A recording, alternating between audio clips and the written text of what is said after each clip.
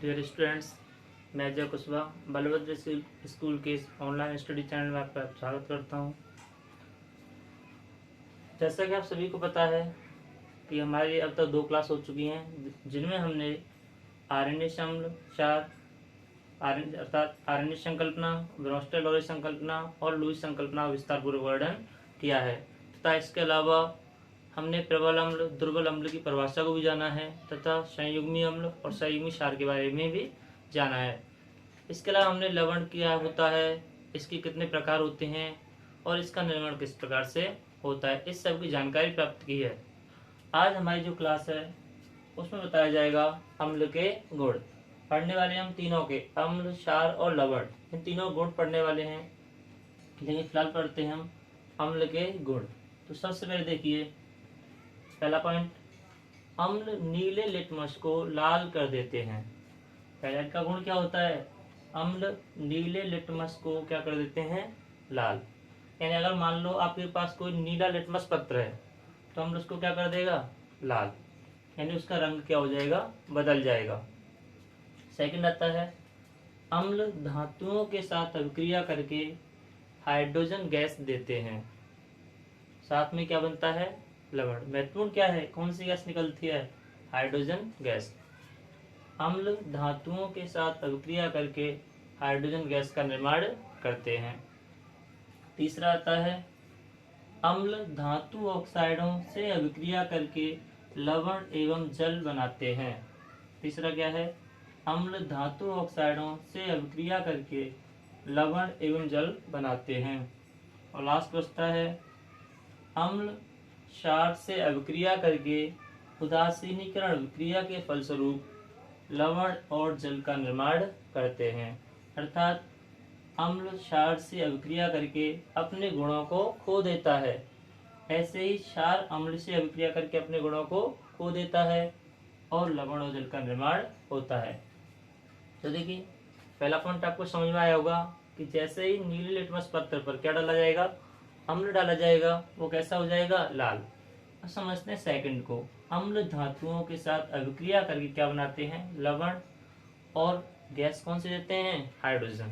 तो ये कैसे? सेकंड वाले का एग्जांपल समझते हैं। मान लो मैंने कोई एक अम्ल लिया H2SO4 प्लस एक धातु लिखा जिंक। कौन सी धातु है? जिंक। और ये क्या हमारा? सल्फ्यूरिक अम्ल। और इसकी अभिक्रिया किससे हो रही है? जिंक से। तो जैसे ही सल्फ्यूरिक अम्ल की अभिक्रिया जिंक धातु से कराई जाती है तो अभिक्रिया का फलस्वरूप बनता है ZnSO4 प्लस H2। ये जो आपको सिंबल दिखाई दे रहा है तीर वाला, ये किसका है? गैस। यानी हाइड्रोजन गैस क्या हो गई? अभिक्रिया बन रही है, वो कहाँ जा रही है? ऊपर। तो गैस कैसी होती है? हल्की होती है, वो कहाँ जाएगी? ऊपर। साथ में क्या बना? Zinc sulphate. ये क्या है हमारा? लवण। और क्या निकली? Hydrogen gas. तो आपको समझ में आया होगा, अम्ल धातुओं से अभिक्रिया करके क्या बनाते हैं? Hydrogen gas. अब देखो इस अभिक्रिया का प्रायोगिक सत्यापन करते हैं कि किस प्रकार से हमें पता चलेगा कि जब जिंक चूर्ण में सल्फ्यूरिक अम्ल मिलाया जाता है तो कौन सी गैस निकलती है? Hydrogen gas. चलिए देखिए हम इसका प्रायोगिक सत्यापन करते हैं। देखिए प्रयोग के माध्यम से कैसे समझेंगे? सबसे पहले मैंने क्या लिया? ये लिया मैंने एक स्टैंड।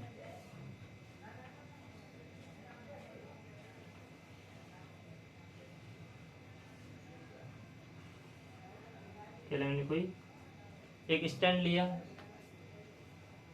और इस स्टैंड पर क्या लगा दिया?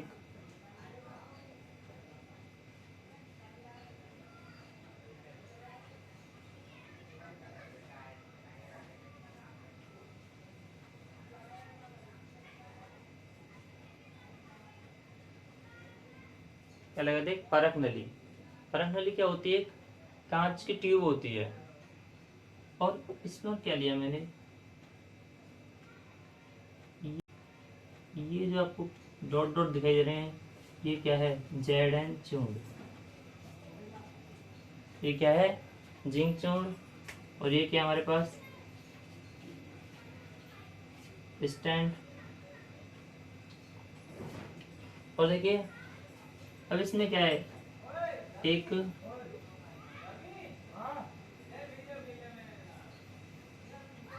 नली सेट की हुई है, पाइप है।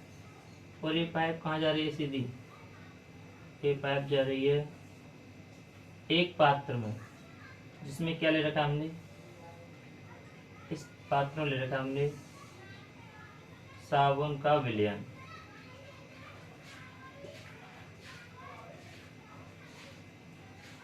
साथ में क्या भरा हुआ है? साबुन का विलयन। तो इस प्रकार से नली यहाँ पर देखिए, सबसे पहले क्या लिया हमने? एक स्टैंड लिया, और उस स्टैंड पर क्या एक सेट की? एक परख नली सेट की। ये हमारी कांच की जो ट्यूब है क्या कहलाती है? परख नली। परख नली को सेट किया, और हमने क्या लिया? जिंक चूर्ण, जेडन चूर्ण। और इसमें मिलाया मैंने कुछ मात्रा में क्या? सल्फ्यूरिक अम्ल। कैसा? तनु, यानी कि लिक्विड अवस्था में है। तन्यु सल्फ्यूरिक अम्ल डाला किसमें? जेडन चूर्ण में। जैसे ही जेडन चूर्ण में तन्यु सल्फ्यूरिक अम्ल डाला जाएगा, क्या बनेगी? Hydrogen gas. और हाइड्रोजन गैस इस नली के माध्यम से होती हुई सीधी कहाँ जाएगी? साबुन के विलयन में। और आप जानते हो जब साबुन के विलयन में हवा प्रवेश करती है तो क्या बनते हैं? बुलबुले। तो ऐसे ही यहाँ से क्या निकलेंगे? ये क्या बन चुके हैं?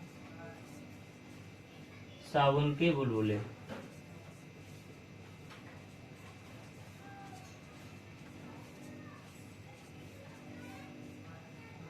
साबुन के बुलबुले। अब मैं यहाँ पर क्या करता हूँ, एक जलती हुई मान लो माचिस की सीख ले जाता हूँ, तीली ले जाता हूँ। क्या है? माचिस की तीली। कैसी है? जलती हुई माचिस की तीली है। जैसे ही ये किसके संपर्क में आएगी? इन साबुन के बुलबुलों के संपर्क में आएंगी,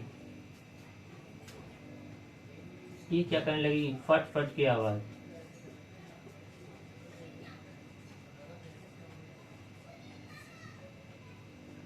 क्या करने लगेगी? फट फट की आवाज। यानी पहले सामान्य रूप से जल रही थी, लेकिन जैसे ही किसके संपर्क में आएगी? साबुन के बुलबुलों के संपर्क में आएगी। क्योंकि इनमें कौन सी गैस भरी हुई है? Hydrogen gas. इसलिए क्या करने लगी? फट फट की आवाज। और दूसरी बात, इसकी जो पहले ज्वाला थी वो कैसे रंग की थी? पीले रंग की।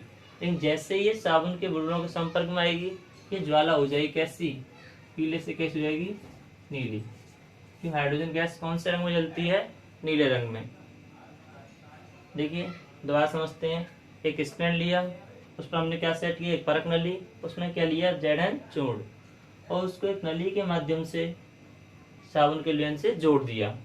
जैसे ही मैंने तन्यु सल्फ्यूरिक अम्ल डाला, इसमें क्या बनी? Hydrogen gas. हाइड्रोजन गैस जैसे ही साबुन के विलयन में प्रवेश करती है, हाइड्रोजन गैस ने किसमें प्रवेश किया? साबुन के विलयन में। क्या निकले? साबुन के बुलबुले। जब साबुन के बुलबुलों के पास जलती हुई माचिस की तीली ले जाई गई, तो तीली की जो ज्वाला थी वो पीली से कैसी हो गई? नीली हो गई। और वह फट फट की आवाज के साथ जलने लगी। इससे हमने क्या स्पष्ट किया? जो निकलने वाली गैस है वो क्या है? हाइड्रोजन। अगर ये फटफट की आवाज नहीं करती या नीली नहीं होती तो हमें पता नहीं चलता है कौन सी गैस? हाइड्रोजन। लेकिन इन दो गुणों के आधार पर हमने क्या कह दिया कि इनमें जो गैस निकल रही है वो कौन सी है? हाइड्रोजन। देखिए आगे ध्यान रखना बच्चों, ये जो आपको डायग्राम दिया गया है, ये डायग्राम को बनाया गया वो बहुत ही इंपॉर्टेंट है। इसलिए आप इस डायग्राम को अपनी नोटबुक में बनाएं और इस डायग्राम का सही से अध्ययन करें।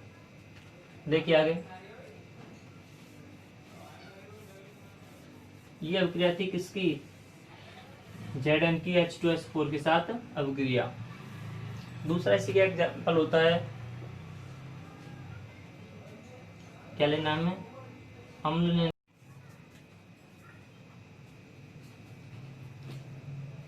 आगे देखिए, अम्ल धातु ऑक्साइडों के साथ अभिक्रिया करके लवण और जल बनाती है। इसका एग्जाम्पल देखते हैं। एक अम्ल लिया मैंने, क्या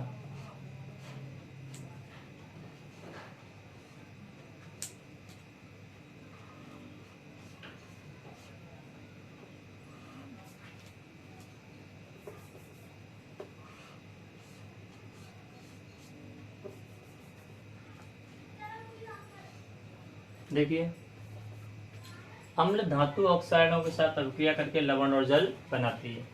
एक अम्ल लिया मैंने, क्या HCl प्लस धातु ऑक्साइड, मान लो कैल्शियम ऑक्साइड। क्या लिया मैंने? Calcium oxide. ये क्या है? हाइड्रोक्लोरिक अम्ल। और ये हमारे पास क्या है? Calcium oxide. कैसे पहचाने धातु ऑक्साइड है? क्योंकि कैल्शियम हमारा क्या है? धातु। उसी के आधार पर हमने क्या बताया, ये क्या है? एक कैल्शियम ऑक्साइड धातु ऑक्साइड है। जब हाइड्रोक्लोरिक अम्ल की अभिक्रिया कैल्शियम ऑक्साइड से की जाएगी तो क्या बनता है? CaCl2 प्लस H2O, यानी कैल्शियम क्लोराइड। क्या बनेगा? कैल्शियम। यही हमारा क्या है? लवण। साथ में क्या बना? जल। जब HCl की अभिक्रिया किससे की गई? कैल्शियम ऑक्साइड के साथ, तो क्या बना? CaCl2 plus H2O। अब देखिए यहाँ पर Cl कितने हैं? 2, जबकि हमारे पास कितना है? 1। तो क्या कीजिए? 2 से मल्टीप्लाई कीजिए। अब Cl कितने हो गए? 2। H कितने हैं? 2। यहाँ भी कितने हैं? 2। Ca कितना है? 1। यहाँ भी कितना है? 1। O कितना है? 1। देखो दोनों तरफ क्या हो गए? बराबर। लास्ट क्लास में आपको बताया था कि दोनों तरफ परमाणुओं की संख्या क्या होनी चाहिए? बराबर। नेक्स्ट आता है, अम्ल क्षार से अभिक्रिया करके क्या बनाते हैं? लवण और जल। ये हम पहले भी लवण की परिभाषा में पढ़ चुके हैं, फिर दोबारा देखिए। अम्ल मैंने क्या लिए? HCl, और क्या लिया? क्षार NaOH। अभिक्रिया की गई, क्या बना? NaCl plus H2O। ये हमारा क्या हो गया? लवण। और ये क्या है? Sodium hydroxide. क्षार है, और ये क्या हमारे पास? अम्ल। तो जैसे ही हाइड्रोक्लोरिक अम्ल की अभिक्रिया किससे की गई? सोडियम हाइड्रोक्साइड से, क्या बना? लवण, यानी कि सोडियम क्लोराइड और जल, इसका निर्माण हुआ। तो चारों गुण थे। पहला क्या था? नीले लिटमस को लाल कर देते हैं। दूसरा क्या था? अम्ल धातुओं से अभिक्रिया करके लवण और जल का निर्माण करते हैं। तीसरा क्या था? अम्ल धातु ऑक्साइडों से अभिक्रिया करके लवण और जल बनाते हैं। चौथा क्या था? अम्ल और क्षार आपस में अभिक्रिया करके लवण और जल बनाते हैं। और अभिक्रिया का नाम क्या होता है? उदासीनीकरण, जिसमें अम्ल और क्षार आपस में अपने गुणों क्या कर देते हैं? खो देते हैं। अभी तक गुण थे किसके? अम्ल के। अब देखते हैं किसके गुण। आगे टॉपिक है क्षार के गुण। क्या टॉपिक है? क्षार के गुण। देखिए, इसको मिटा देता हूं। इन्हें समझिए। अम्ल क्या कर रहे थे? नीले को लाल कर रहे, तो इसका जस्ट उल्टा हो जाएगा। क्षार क्या करेंगे? लाल को नीला, यानी पहला पॉइंट हो जाएगा। क्षार लाल लिटमस को नीला कर देते हैं। दूसरा है, अम्ल धातुओं से अभिक्रिया करके क्या बनाते हैं? लवण और जल। तो यहाँ पर जस्ट उल्टा हो जाएगा। क्षार भी धातुओं के साथ अभिक्रिया करके क्या बनाते हैं? लवण और जल। जिस प्रकार से अम्ल बना रहे थे, वैसे ही क्षार भी क्या करेंगे? धातुओं से अभिक्रिया करेंगे और क्या बनाएंगे? लवण और जल नहीं बनाते हैं, हाइड्रोजन गैस बनाते हैं। क्या बनाते हैं? Hydrogen gas. अगला था, अम्ल धातु ऑक्साइडों से अभिक्रिया करके, किसके साथ? धातु ऑक्साइड। बस यहाँ पर थोड़ा चेंज है। यहाँ था धातु ऑक्साइड, अब क्या हो जाएगा? अधातु ऑक्साइड। और अम्ल की अब क्या हो जाएगा? क्षार। तो तीसरा पॉइंट क्या हुआ? क्षार अधातु ऑक्साइडों से अभिक्रिया करके लवण और जल का निर्माण करते हैं। यहाँ पर भी उल्टा कर दो बस। क्षार अम्ल से अभिक्रिया करके उदासीनीकरण अभिक्रिया के फलस्वरूप लवण और जल का निर्माण करते हैं तथा अपने गुणों को खो देते हैं। पहले आपको समझ में आया होगा कि क्षार क्या करते हैं? लाल लिटमस को नीला कर देते हैं। अर्थात अगर किसी लाल रंग के लिटमस पत्र पर क्षार डाला जाए तो क्या हो जाएगा? वो नीला हो जाएगा। दूसरा समझते हैं क्षार। मान लिया NaOH, यानी सोडियम हाइड्रोक्साइड, कई बार नाम पढ़ चुके आप। प्लस एक धातु लिया क्या, Zn। जैसे Zn की अभिक्रिया किससे की गई, सोडियम हाइड्रोक्साइड साथ की गई, क्या बनता है Na2ZnO2 प्लस हाइड्रोजन गैस। तो ये जो बना है वही क्या हमारा लवण, और इसका नाम क्या है सोडियम जिंकेट। क्या है इसका नाम, सोडियम जिंकेट। यानी कि क्षार ने धातु से अभिक्रिया करके किसका निर्माण किया, सोडियम जिंकेट का निर्माण किया। और सोडियम जिंकेट हमारा क्या है, एक लवण। और बनता क्या है, लवण बना, और कौन सी गैस मुक्त हुई, हाइड्रोजन गैस। तो हमने पहले पढ़ा था कि क्षार धातुओं से अभिक्रिया करके हाइड्रोजन गैस मुक्त करते हैं। नेक्स्ट देखते हैं, क्षार अधातु ऑक्साइडों से अभिक्रिया करके किसका निर्माण करते हैं, लवण और जल का। देखिए क्षार, मान लो मैंने एक क्षार के लिए लिया NaOH। देखिए बार बार इसी को क्यों ले रहा हूँ, क्योंकि ये है एक प्रबल क्षार है, इसलिए बार बार मैं इसी के एग्जाम्पल को समझा रहा हूँ।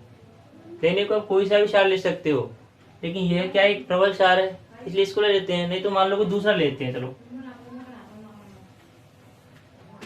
लेता हूं आपका KOH, पोटेशियम हाइड्रोक्साइड। और अधातु ऑक्साइड, अधातु ऑक्साइड क्या ले लिया, मान लो मैं ले लिया CO2। क्या हो गया, CO2, क्यों कार्बन क्या हमारा एक अधातु है। ये क्या हो गया, पोटेशियम हाइड्रोक्साइड। और ये आप जानते हो क्या है, कार्बन डाइऑक्साइड।